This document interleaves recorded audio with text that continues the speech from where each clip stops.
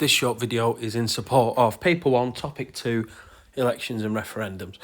The previous two videos that you might have watched are an introduction to First Past the Post and then an introduction to the other electoral systems used in the United Kingdom, which are AMS, used in Scotland and Wales to their respective devolved parliaments, and then STV, which is used to elect members to the devolved Northern Irish Assembly.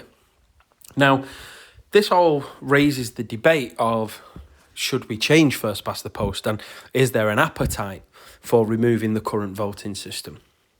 And this is where this referendum comes in as a case study to suggest that maybe people do want to change, but they're not quite sure what that change should be. First Past the Post is commonly and often criticised for producing unfair results and favouring certain parties over others. And for years there have been debates and suggestions of changing the electoral system. Labour, before 1997, when it was in opposition to John Major's Conservative government, were campaigning that they would reform the electoral system for elections to Westminster. Only in 1997, when Labour won the election and won quite comfortably, all of a sudden Tony Blair and the Labour Party's attitudes and views towards First Past the Post became slightly more positive. It seems to be that the people in charge of changing the electoral system are the people that benefit most from it. And the phrase turkeys voting for Christmas comes to mind, because if your job and your position of power results from that system, then why would you want to change it? In the build-up to the 2010 general election, Labour knew they were heading towards defeat and suggested in their manifesto that if they won the election, they would hold a referendum on changing the electoral system. Not to AMS or to STV, but to AV, the alternative vote. Labour didn't win the election, so that manifesto didn't become policy. But one thing that did happen after the result is negotiations, first of all, between the Conservatives and the Liberal Democrats. And there were some negotiations between the Liberal Democrats and the Labour Party, but they were never as serious or as advanced. Because the Conservatives were the biggest party without winning a majority, they essentially had the first attempt to form a coalition. And because the Liberal Democrats had performed well and had over 50 seats, the Conservatives were able to negotiate a coalition agreement, which is essentially the majority of the Conservative manifesto, with some of the elements that the Liberal Democrats didn't like taken out, and some policies that the Liberal Democrats were in favour of. And supposedly for Nick Clegg, the red line was this referendum, a referendum on electoral reform. Now, the Liberal Democrats today campaign for STV, not AV, the alternative vote, but that is the referendum that we got in 2011. And what we saw in the early months of that new government is the two parts of it, the Conservative and Liberal Democrats, were campaigning on different sides of the campaign.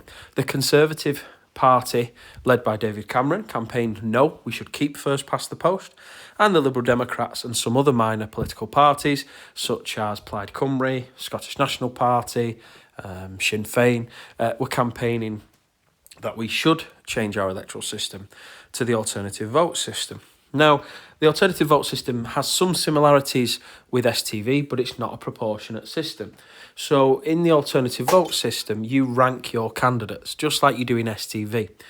The only difference is if nobody gets 50% plus one, a majority, if nobody gets a majority of the vote, the candidate who finishes bottom is wiped out of the race, and their second preference votes are counted. And this process carries on, knocking out the person who finished last until those second and third and fourth preference votes give us a majority candidate. And so critics of AV said that it would actually strengthen the two-party system. Now, the Liberal Democrats like it because in a lot of parts, in a lot of places, in a lot of areas of the country, the Lib Dems finished second to either the Conservatives or the Labour Party, or even in Scotland, they've been finishing second to the SNP. So the Lib Dems quite likes the idea of alternative vote because in places where they finish second, they could, in theory, pick up some second preference votes and win more seats, certainly more than they do under first past the post. What's ironic is that it was supposed to strengthen the two-party system, but the two main political parties, Labour and Conservatives, campaigned against it. And a big part of the no campaign is the money that it would take to change our electoral system, we could spend that money better elsewhere.